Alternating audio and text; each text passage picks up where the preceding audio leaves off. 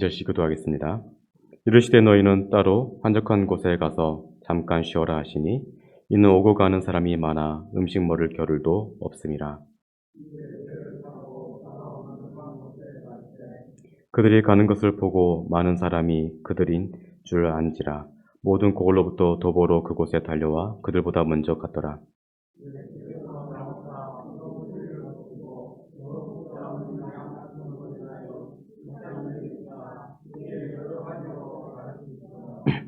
때가 저물어 가매 제자들이 예수께 나와 여짜오되 이들은 빈들이요 날도 저물어 가니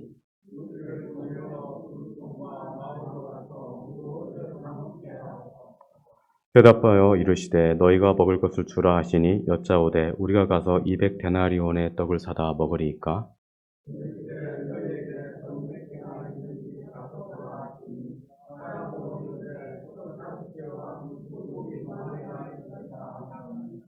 제자들에게 명하사 그 모든 사람으로 때를 지어 푸른 잔디 위에 앉게 하시니 예수께서 떡 5개와 물고기 2마리를 가지사 하늘을 우러러 축사하시고 떡을 떼어 제자들에게 주어 사람들에게 나누어 주게 하시고 또 물고기 2마리도 모든 사람에게 나누심에 남은 떡 조각과 물고기를 12바구니에 차게 거두었으며 떡을 먹은 남자는 5,000명이었더라. 아멘. 예수님은 빈들에서 1만 명이 넘는 무리들에게 말씀을 전하셨습니다. 남자들만 5,000명이 되는 커다란 집회에서 말씀이 선포되자 수많은 무리들이 은혜를 받았습니다. 그리고 그곳에 있는 수많은 사람들이 하나님 나라를 경험하게 되었습니다. 예배에 임재하는 하나님을 경험하자 그 말씀이 점점 길어지기 시작했습니다. 그리고 말씀과 함께 예수님은 병든 사람들을 치료해 주셨습니다. 사람들은 하나님의 은혜에 점점 더 깊이 빠져들어감으로써 날이 저물어 가는 것도 알지 못하였습니다. 사람들은 이제 점점 배고프기 시작했습니다. 누가복음 9장 12절에서는 오병이어의 기적을 다음과 같이 시작합니다. 날이 저물어 가매입니다. 해가 져서 어두워 가는데 예수님은 계속 말씀을 전하셨고 사람들은 거기에 집중하고 있었습니다. 이때 제자들이 예수님께 말씀을 드립니다. 그들은 현실적인 고민을 하고 있었습니다. 제자들은 이제 저녁이 되어 예수님의 말씀을 듣기 위해 몰려든 이 사람들을 위해 밥을 먹도록 이제 그들을 이제 돌려보내자라고 그렇게 말씀을 드립니다. 그러자 예수님은 제자들에게 이렇게 말씀하십니다. 누가복음 9장 13절에 다음처럼 기록되어 있습니다. 예수께서 이르시되 너희가 먹을 것을 주라입니다. 제자들의 염려에 예수님은 비현실적으로 대답을 하셨습니다. 당시 1세기의 사람들은 먹을 것이 귀해서 많이 먹지 못하였습니다. 그래서 보통 하루에 2끼를 먹었고 또 사람들은 자연스럽게 그 당시에 수명이 길지가 않았다고 합니다. 그리고 사람들은 그렇게 발육 상황도 좋지 않았던 그러한 시대적인 상황이 있었습니다. 자, 이러한 상황 속에서 주님은 1만 명이 넘는 사람들에게 음식을 제공하라라고 말씀하셨습니다. 근데 우리가 보기에는 비현실적인 일이지만 예수님의 입장에서는 아무런 문제가 되지 않는 상황이었습니다. 오늘 우리가 함께 나눌 이 본문의 말씀은 제자들이 가져온 떡 5개와 물고기 2마리를 사용하셔서 축복하는 내용에 대해서 담고 있습니다. 예수님은 아무리 작은 것이라도 그것을 통하여서 하나님의 축복을 경험하게 하십니다. 무엇이든 하나님이 사용하시면 그 순간부터 초자연적인 역사를 여는 열쇠가 되는 것입니다. 때로는 신앙은 초자연적인 것을 믿는 것입니다. 하나님은 오늘도 우리에게 기적을 베풀어 주십니다. 성경에서는 예수님이 축사하시고 그 이후에 기적이 일어났다라고 기록하고 있습니다. 주님의 축복이 있어야 기적이 일어나는 것입니다.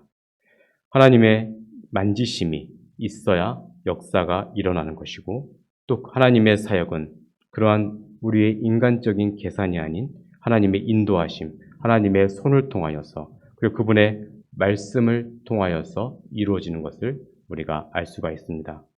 여러 가지 우리가 준비하고 있는 일들과 또 계획하는 것에 있어서 우리가 바라고 구해야 할 것은 주님의 손을 통한 역사와 그분의 말씀입니다. 이것만 있으면 우리는 주님의 능력으로 다시 일어날 수 있으며 세상에서 우겨쌈을 당한다 할지라도 다시 일어날 수가 있습니다.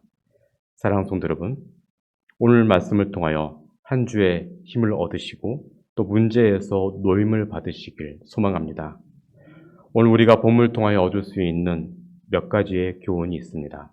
첫 번째로는 하나님은 우리에게 있는 작은 것을 통해 기적을 창조하신다는 것입니다. 하나님은 우리 가까이에 있는 사람을 통해 우리를 도와주실 뿐만 아니라 우리가 가지고 있는 것을 통하여서도 도와주십니다. 그래서 우리는 계속해서 우리가 가지고 있는 것이 무엇인지를 알아야 합니다. 그리고 그것을 예수님께 말씀드려야 합니다. 예수님은 제자들에게 그들이 무엇을 가지고 있는지를 물으셨습니다. 오늘 본문 38절에서는 다음과 같이 기록되어 이르시되 너에게 떡 몇 개가 있는지 가서 보라 하시니 알아보고 이르되 떡 5개와 물고기 2마리가 있더이다 하거늘입니다. 여기서 중요한 것은 너희에게입니다. 이것은 우리가 지금 가지고 있는 것을 말합니다. 예수님 제자들에게 그것을 내게 가져오라 라고 말씀하십니다. 마태복음 14장 18절에서는 다음과 같이 기록됐습니다. 이르시되 그것을 내게 가져오라 하시고입니다. 하나님은 우리에게 있는 것을 소중하게 여기십니다. 그리고 그것을 하나님께 가져오기를 원하십니다. 그때 하나님은 우리가 가지고 있는 작은 것을 통하여 기적을 일으키십니다. 기적은 멀리에 있는 것이 아닙니다. 지금 내가 가지고 있는 것에서 일어나는 것입니다. 미국의 한 농부가 다이아몬드를 캐내기만 하면 큰 돈을 벌 수 있다는 말에 가지고 있던 땅을 모두 팔고는 고향을 떠나 미국 전국 각지를 돌며 다이아몬드를 찾아다녔다고 합니다. 하지만 그는 결국 실패하였고 가난과 병마에 시달리다가 바다에 뛰어들어 그렇게 스스로 목숨을 끊었습니다. 자, 그런데 놀랍게도 그가 판 땅을 산 사람이 우연히 그 땅에서 이상하게 생긴 돌멩이를 발견했는데 이것을 감정해 보니 바로 다이아몬드였습니다. 그러니까 농부가 판 땅은 사실은 세계 최대의 다이아몬드 광산이었던 것입니다. 그 농부는, 그 본래 소유주는 부자가 되기 위해 타지를 떠돌며 곳곳을 찾아 헤매는 것이 능사가 아니었던 것입니다. 자신의 땅에서 열심히 노력하는 것만으로도 충분히 부자가 될 수 있었던 것입니다. 불안, 자신이 가지고 있는 것을 잘 가꾸는 사람에게 자연스럽게 따라오는 것입니다. 우리는 슬픈 농부의 이 이야기를 통해 우리가 찾고 있는 것이 이미 우리 안에 있음을 배우게 됩니다. 우리가 찾고 있는 것은 이미 우리 가까이에 있습니다. 우리가 찾고 있는 사람이 우리가 바로 가까이에 있다는 것입니다. 우리가 어렸을 때 읽었던 파랑새라는 동화에서 틸틸과 미틸이라는 남매가 크리스마스 전야에 파랑새를 찾아 헤매는 꿈을 꿉니다.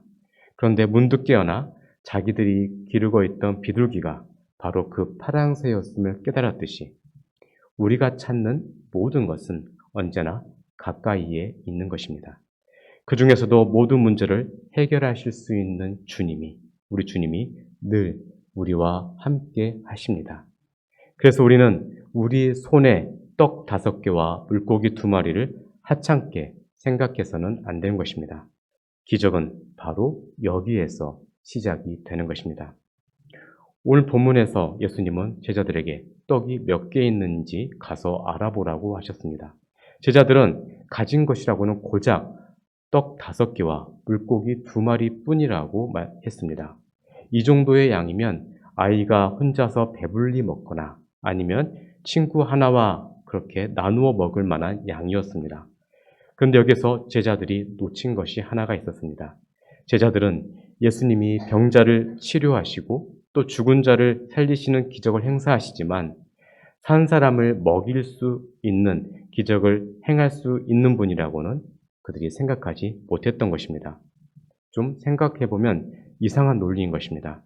예수님은 죽은 사람을 살리시고 산 사람은 더 건강하게 하실 수 있지만 그렇지만 이 산 사람에게 먹을 것을 주는 기적도 생각할 수 있음에도 불구하고 그것을 그들은 생각하지 못하였던 것입니다. 생각은 한 사람의 운명을 바꾸어 놓습니다. 풍요는 이러한 작은 생각의 바꿈에 담겨져 있는 것입니다. 우리나라 동화에 넘어지면 3년밖에 못 산다는 3년고개 이야기가 있습니다. 그 마을의 한 할머니가 3년 고개에서 넘어지고 말았습니다. 그 할머니는 3년밖에 살지 못한다는 그 생각으로 하루하루를 눈물로 신세한탄하며 그렇게 세월을 보내고 있었습니다. 근데 손자가 와서 보니 10번만 넘어지면 30년은 넉넉히 살 수 있다라고 생각을 하고 할머니에게 그 이야기를 했다고 합니다. 자, 이런 이야기는 우리에게 많은 것을 깨닫게 합니다. 우리는 생각을 바꾸면 길이 보이게 된다는 것입니다. 사도행전 3장을 보면 날 때부터 걷지 못한 사람이 나옵니다. 그는 성전 미문에서 구걸을 했습니다.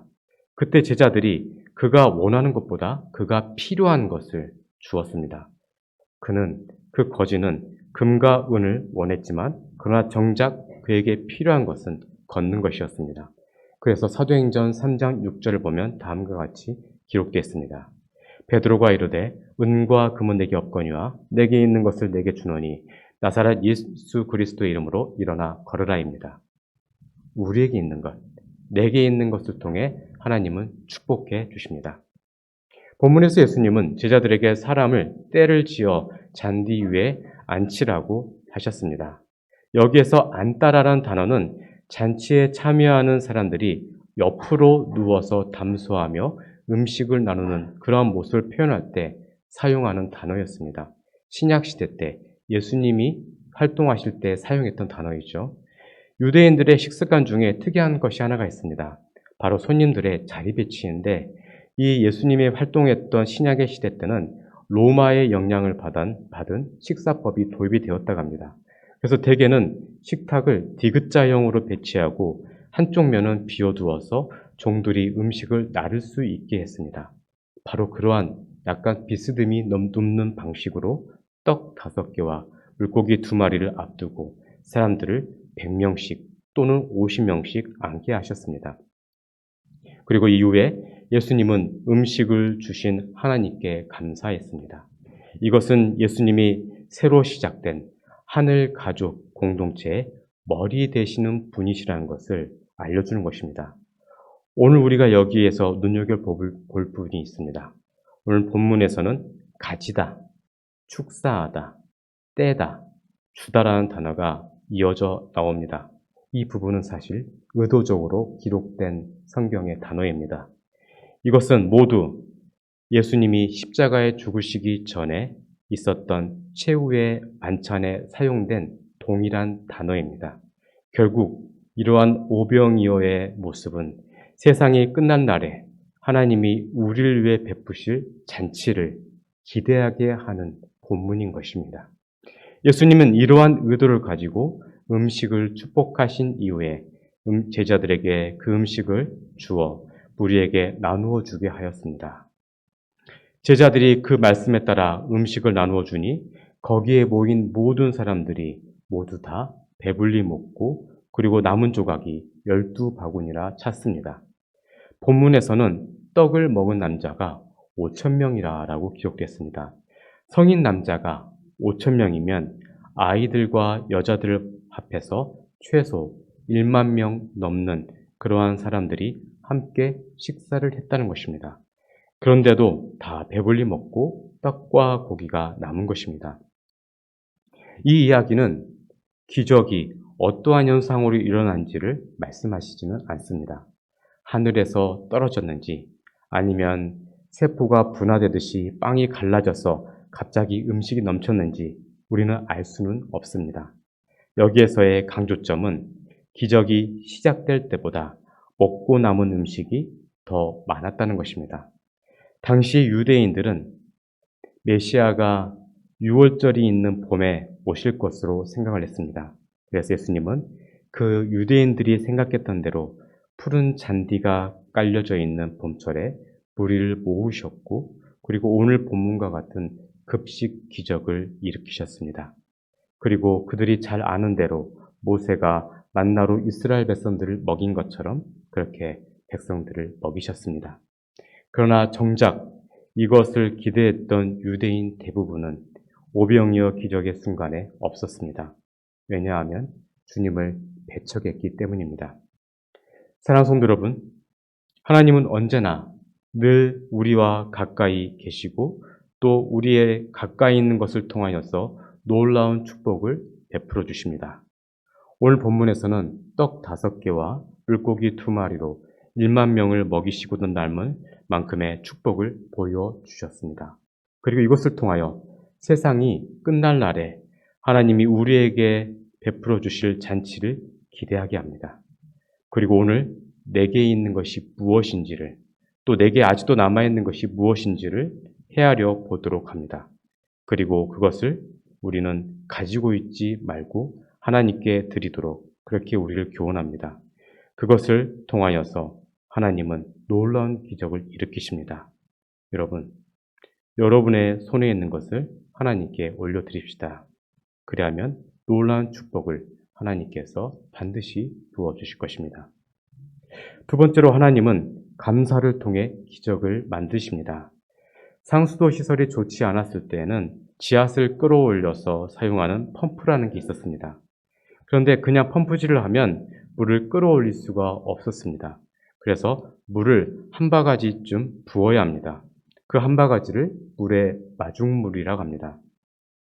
자, 오늘 본문의 주님은 제자들이 가져온 떡 5개와 물고기 2마리를 5,000명이 넘는 사람들을 먹일 마중물로 사용하셨습니다. 우리는 내 손에 있는 마중물을 볼 수 있을 때 삶의 기적을 경험하게 됩니다. 아무리 목이 말라도 마중물을 마셔서는 안 됩니다. 마치 농부들이 아무리 배고파도 내년 파종에 쓸 씨감자를 절대 먹지 않는 것과 같습니다. 아무리 배가 고파도 떡 5개와 물고기 2마리는 마중물로 사용되어야 합니다. 주님은 그 떡과 물고기를 내게로 가져오라라고 하셨습니다. 그리고 떡 5개와 물고기 2마리를 가지고 하늘을 우러러 축사하셨습니다. 우리 눈에는 별것 아닌 것이지만 그 사소한 것으로 하나님께 감사한 것입니다. 이것이 바로 마중물을 펌프 안에 붓는 것과 같은 감사입니다. 감사는 하나님과 우리 사이에 막혀 있는 그 공기를 제거하고 파이프를 연결하는 것입니다.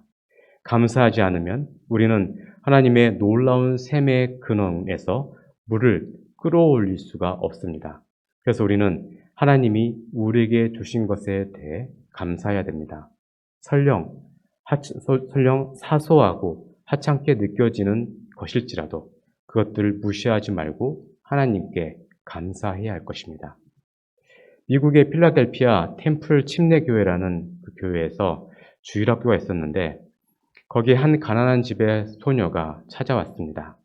당시 이 교회는 어린이를 위한 교육관이 거의 없는 형편이어서 좁은 방에 많은 아이들이 북적거리고 있었습니다.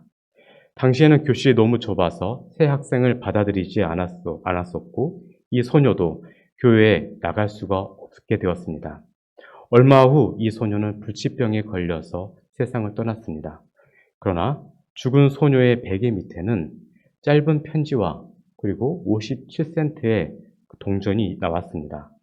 이 편지는 그 교회 목사님에 대한 편지였습니다. 뭐라고 쓰여졌는가 하면 목사님, 더 넓은 교회를 짓도록 제가 모은 헌금입니다. 넓은 교실도 지어주세요. 목사는 소년의 편지를 장례식장에서 소개하였고 그 감동은 기적을 일으켰습니다. 그 결과 이 교회의 교인들은 큰 성전뿐만 아니라 선한 사마리아 병원과 그리고 템플 대학교까지 짓게 되었다고 합니다. 자, 우리에게 있는 작은 것일지라도 하나님은 그것을 마중물로 사용하셔서 큰 일을 행하십니다. 오늘 본문에서 제자들이 예수님의 손에 오병이어를 가지고 갔을 때 예수님이 하신 것은 그것을 붙잡고 감사의 기도를 드리신 것입니다. 그 후 제자들 통해 사람들에게 오병이어를 나누어 주셨습니다. 그때 놀라운 기적이 일어났습니다. 남자만 5천 명이었습니다. 그들은 원 없이 먹었습니다. 그리고 남은 것이 12바구니였습니다. 감사는 기적을 창조하는 능력이 있습니다. 감사는 받은 것을 받았다고 말하는 것이고 또 장차 받을 것을 미리 받은 것으로 감사하며 하는 것입니다. 자, 이러한 감사의 모습이 우리 가운데 있어야 될 것입니다. 우리가 감사를 드려야 할 대상은 누구입니까? 바로 하나님이십니다. 하나님께 감사하면 하나님은 놀라운 기적으로 보답하십니다. 그래서 감사 자체가 언제나 큰 축복인 것입니다. 미국 오하이오주 신시내티에 있는 비누를 만든 한 회사가 있었습니다. 프록터 앤 캠블 컴퍼니라는 회사가 있었는데 이 회사를 설립한 할레이 프록터라는 사람은 아주 믿음이 좋은 사람이었다고 합니다. 그는 회사가 아무리 어려워도 하나님 앞에 감사하고 11조를 드린 것을 철저하게 했다고 합니다. 이러한 그의 회사에 한 번은 직원이 비누 만드는 기계를 규정된 시간보다 더 오래 가동하는 바람에 엉터리 비누가 만들어졌다고 합니다. 그 비누는 물에 둥둥 뜨는 이상한 비누가 만들어진 것입니다. 이 직원은 어찌할 바를 몰라 당황했고 이 일로 인하여 회사가 큰 손해를 입게 되었습니다. 그러나 이 소식을 전해들은 프록토 사장은 화를 내지 않고 오히려 감사하면서 묵상 기도를 드렸다고 합니다.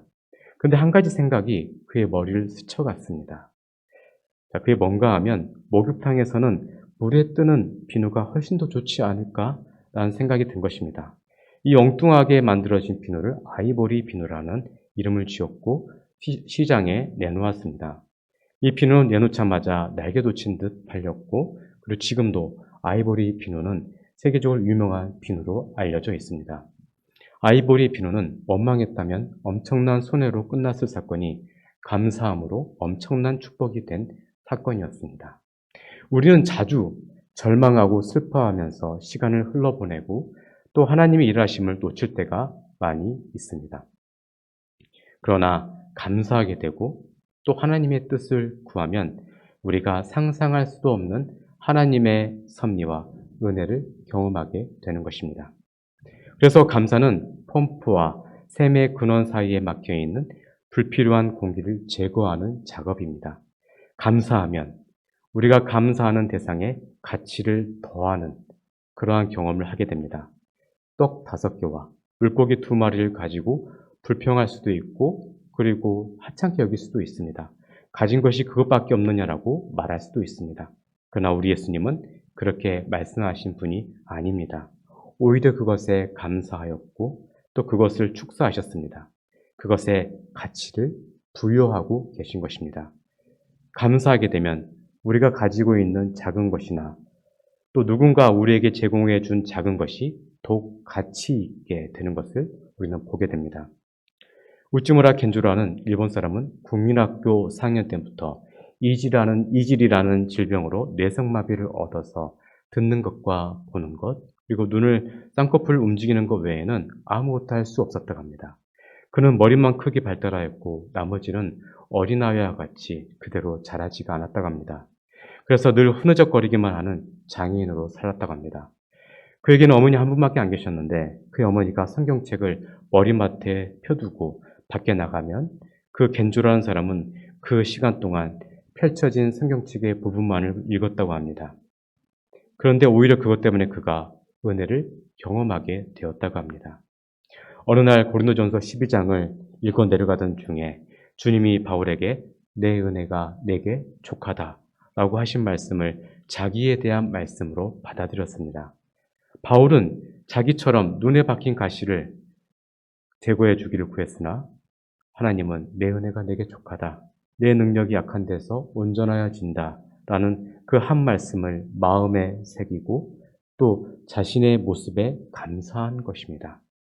이후에 그는 눈꺼풀을 통하여서 컴퓨터 자판을 쳐내감으로써 시를 2편이나 지었다고 합니다.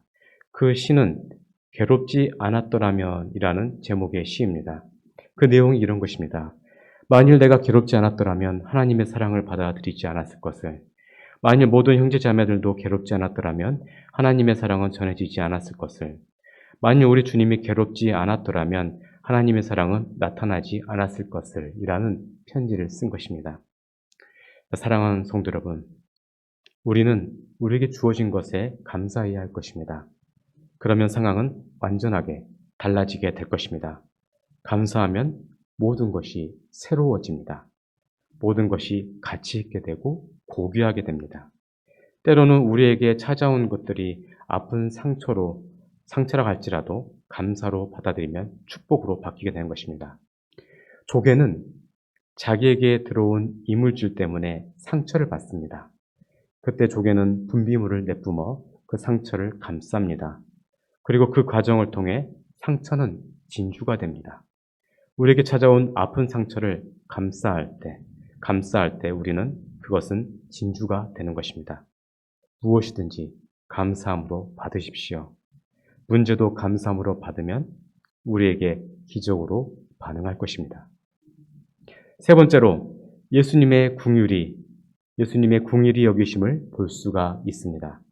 본문에서 예수님은 오직 자신만을 바라보며 먼 길을 찾아온 사람들을 못 본 척 할 수가 없었습니다. 그렇게 하기에는 우리 주님의 마음은 너무나도 따뜻하고 궁휼이 넘쳤기 때문입니다. 그래서 예수님은 선한 목자가 병든 양을 돌보듯 그들을 목 잡는 양처럼 불쌍히 여기셨습니다. 그리고 시간 가는 줄 모르고 계속 가르치시고 그리고 그들의 병을 고치셨습니다. 그렇게 시간이 지나 이제는 저녁이 되자 옆에서 지켜보던 제자들이 예수님께 말씀을 드립니다. 그래서 무리가 모인 곳은 빈들이고 이제 저녁 시간이 되었으니 사람들을 주변 마을로 보내 먹을 것을 사 먹게 하는 것이 좋을 것 같다라고 말씀을 드립니다. 아마도 제자들은 자신들이 그럴듯한 합리적인 제안을 하고 있는 것이라고 생각했을 수도 있습니다. 왜냐하면 대부분 예수님을 급히 따라오느라 저녁 먹을 것을 챙겨오지 않았을 것이고 또 음식을 챙겨온 사람들은 이미 대부분 점심에 먹었을 것이기 때문입니다. 게다가 제자들에게는 많은 사람들을 먹일 만한 음식이 없었기 때문입니다. 그러므로 주변 마을로 보내는 것이 가장 합리적인 방식으로 그들은 생각을 했었습니다. 그러나 제자들의 생각은 문제를 해결하고자 하는 것이 아니었습니다.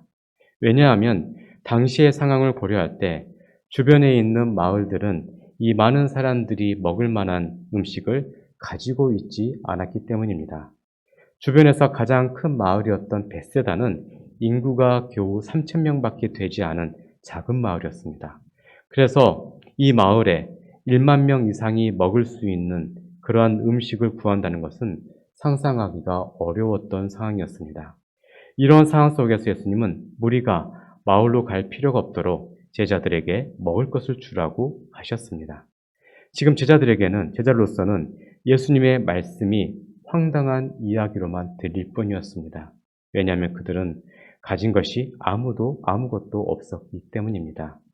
제자들이 이날 모인 사람들을 먹이려면 200데나리온이나 필요하다고 했습니다. 한 데나리온은 당시 노동자들의 하루 임금이었습니다. 그래서 최소한 200명의 일당이 그 돈이 필요하다고 한 것입니다. 그러나 그들에게는 이처럼 큰 돈이 없었습니다. 또한 설령 돈이 있다고 할지라도 주변에 이 사람들을 먹일 만한 그러한 먹을 곳이 없었던 것입니다. 정말 이러지도 못하고 저러지도 못한 진퇴양난의 상황이었죠. 중국 원나라를 멸망시키고 새롭게 등장한 명나라는 이 우리나라 고려에 천령 이북 땅을 내놓으라고 합니다. 이에 최영 장군은 크게 반발하여 명나라를 먼저 공격하자고 합니다. 그러나 이성계 장군은 4가지 이유를 들어서 명나라와 전쟁하는 것을 반대합니다. 결국 고려는 최영의 주장에 따라서 군사를 일으켰고 이성계는 5만 명의 군대를 이끌고 압록강 위화도에 이르게 됩니다. 그런데 장마로 강물이 몹시 불어나 더 이상 나아갈 수가 없었습니다. 하지만 최영 장군은 계속 진격하라고 합니다. 오도 가도 못하는 그런 진퇴양난에 빠진 이성계는 군대를 돌리기로 결심합니다. 그리고 개성으로 군사를 돌려 반대파를 물리치고 정권을 장악합니다. 이러한 상황, 오도 가도 못하는 상황, 바로 진퇴양난의 상황입니다. 이러한 상황 속에서 제자들은 고민을 하게 됩니다. 그때 제자들에게 필요한 것은 순종이었습니다. 제자들은 앞으로 예수님의 가르침에 따라서 하나님 나라를 확장시키는 데 사용될 귀중한 인물들이었습니다. 훌륭한 지도자가 되기 위해서는 먼저 스승을 잘 따르는 추종자가 되어야 될 것입니다. 지도자는 잘 이끄는 사람입니다. 어떤 사람이 잘 이끌 수 있겠습니까? 한때 훌륭한 추종자로서의 길을 걸었던 사람입니다. 여호수아는 40년이라는 시간 동안 모세를 쫓았습니다. 철저하게 쫓았습니다. 요셉도 철저하게 이인자로서의 삶을 살았습니다. 애굽의 바로 아래에서 훌륭한 이인자로서의 역할을 잘 감당하였습니다. 예수님은 훌륭한 지도자에 대해서는 거의 말씀하시지 않으셨지만 훌륭하게 따르는 일에 대해서는 말씀을 하셨습니다. 마태복음 4장 19절 20절에 다음과 같이 말씀하셨습니다. 말씀하시되 나를 따라오라 내가 너희를 사람을 낚는 어부가 되게 하리라 하시니 그들이 곧 그물을 버려두고 예수를 따르니라입니다. 또 누가복음 9장 23절에서는 다음과 같이 말씀하셨습니다. 또 무리에게 이르시되 아무든지 나를 따라오려거든 자기를 부인하고 날마다 제 십자가를 지고 나를 따를 것이니라입니다. 위대한 인물들은 먼저 따르는 법을 배우고 이끄는 이에게 순종하는 법을 배웠습니다. 미국 남북전쟁 때 남군 총사령관이었던 로버트 리 장군은 모든 인물보다 첫 번째 터득하는 교훈은 어떻게 순종하느냐, 누구에게 순종하느냐, 언제 순종하느냐를 배우는 것이다 라고 말했습니다. 위대한 인물이 되는 것은 먼저 이끄는 이에게 순종하는 것을 배우는 것입니다. 오늘 본문에서 제자들은 예수님이 말씀하신 대로 떡이 몇 개나 있는지를 알아보았습니다. 주님의 말씀에 순종하여 알아본 것입니다. 그랬더니 고작 떡 5개와 물고기 2마리 뿐이었습니다. 이 정도의 양이면 좀 전에 말씀드린 것처럼 아이가 혼자 배불리 먹거나 친구 하나와 나누어 먹을 만한 양이었습니다. 그런데 이 떡 5개와 물고기 2마리가 아이의 손에서 제자의 손으로 그리고 예수님의 손으로 옮겨지는 순간 놀라운 일이 일어났습니다. 이와 같이 우리의 인생을 누구의 손에 맡기느냐에 따라 우리의 미래는 달라지는 것입니다. 하나님의 손은 위대합니다. 작은 것에 가치를 더하시는 손입니다. 작은 것을 통해 풍성함을 만드시는 손입니다. 하나님은 우리의 문제를 아시고 그 문제를 자신의 원리에 따라서 믿음으로 해결하시길 원하십니다. 사실 우리에게는 이미 해결책이 있습니다. 하나님은 우리가 가진 것과 가까이에 있는 사람을 통해 문제를 해결하길 원하십니다. 그래서 우리가 가진 것을 하나님께 먼저 보여드려야 합니다. 비록 작은 것이라 할지라도 하나님께 드리면 전혀 문제가 되지 않습니다. 단지 우리가 가진 것을 하나님께 가져가서 하나님의 손에 올려드리기만 하면 바로 그때 기적은 일어나는 것입니다. 우리 주님은 떡을 들고 축사하셨습니다. 예수님은 자신이 바로 생명의 떡이심을 보이셨습니다. 떡으로 오신 예수님이 떡을 드시고 하나님께 감사함으로 백성들에게 풍성하게 떡을 먹이신 것입니다. 그리고 그 떡이신 예수님이 자신을 먹이시기 위해서 십자가를 지고 골고다 언덕에 올라가셔서 십자가에 매달리심으로 우리에게 생명의 떡을 먹게 하셨습니다. 여기에는 주님의 긍휼이 담겨져 있습니다. 우리를 살리기 위해 생명의 떡이신 자신을 먹도록 이 본문의 오병이어 기적을 통해 미리 맛보게 하신 주님의 의도가 있었던 것입니다. 자, 오늘 본문에서 예수님은 눈앞에 있는 무리를 불쌍히 여기셨습니다. 그들이 목자 없는 양과 같이 고생하고 있었기 때문입니다. 그분은 많은 병자들의 무리를 보시고 또 많은 배고파하는 무리를 보시고 불쌍히 여기셨고 도움의 손길을 내밀어 주셔서 그들을 고치셨고 그들 먹이셨습니다. 그리고 오랜 시간 동안 예수님과 함께 있어서 그분의 말씀을 들었던 그 모든 무리들의 배고픔을 불쌍히 여기시고 그들을 직접 먹이셨습니다. 아무리 바쁘고 피곤하고 힘든 상황에서도 예수님은 무리를 사랑하는 마음으로 환난 중에 고통을 받는 이들에게 긍휼의 마음과 실천을 보여주신 것입니다. 이것은 자기 십자가를 지고 나를 따르라는 명령에 순종해야 할 제자들이 걸어가야 할 마땅한 삶의 모범이 되는 것입니다. 한두 번 자비를 베푸는 것이 아니라 자비가 삶의 한 특징이 되도록 긍휼이 그 사람을 가리키는 하나님의 성품과 행실이 되도록 계속해서 신실하게 긍휼히 여기는 자로 살아가는 사람, 바로 그 사람이 예수님의 제자이며 천국 백성입니다. 예수님이 우리에게 모범을 보이셨던 것처럼 우리도 그렇게 살아가야 될 것입니다. 골로새 3장 12절 말씀에 다음처럼 기록되어 있습니다. 그러므로 너희는 하나님이 택하사 거룩하고 사랑받는 자처럼 긍휼과 자비와 겸손과 온유와 오래 참음을 옷 입고 라고 기록되었습니다. 이러한 제자들에게는 긍휼히 여김을 받는 복을 받게 되는 것입니다. 사랑하는 성도 여러분, 우리는 긍휼을 베푸신 주님의 모습을 닮아가야 할 것입니다. 세상에는 긍휼이 필요한 사람이 너무나 많이 있습니다. 그렇기에 우리도 긍휼의 손을 직접 내밀어야 할 것입니다.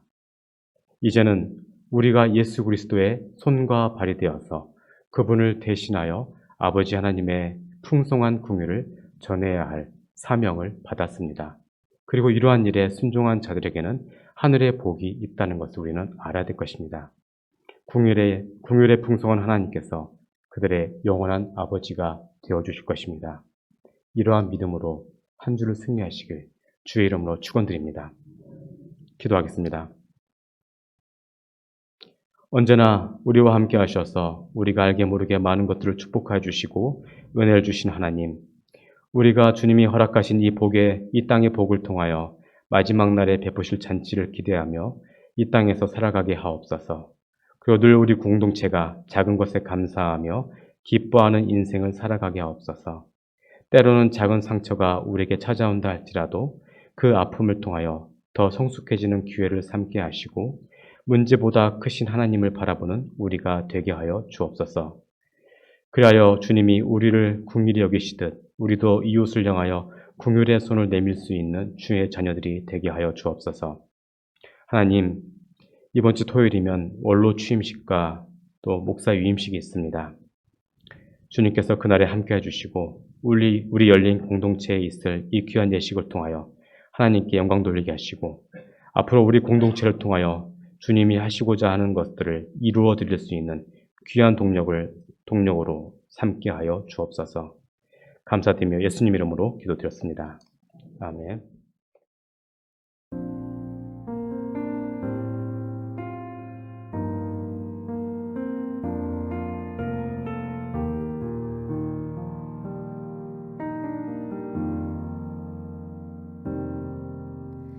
내게 있는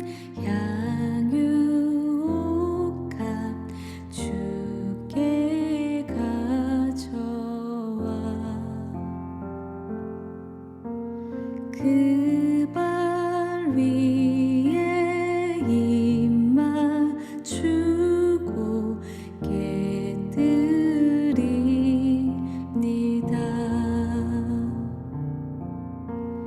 내게 있는 양육감 주께 가져와